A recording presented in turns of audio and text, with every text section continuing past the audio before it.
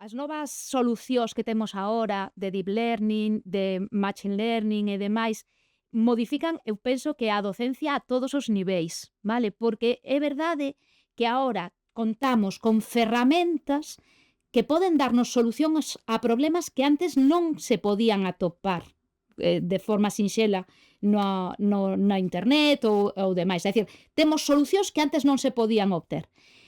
Entonces, eso necesariamente ten que cambiar a nosa forma de enfocar os problemas, pero, non debe verse como a solución para todo.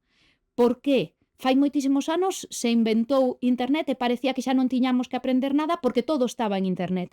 Pero, que tenemos que ter? Temos que ter a capacidade de saber buscar e tamén, unha vez que atopamos solucións, ser críticas con esas solucións e poder dicir ou ver cando esas solucións son correctas e cando non, porque as ferramentas tamén se enganan, digamos así. Isto, co caso da intelixencia artificial xenerativa ou deep learning, tamén ocorre. Entonces, non é a solución para todo.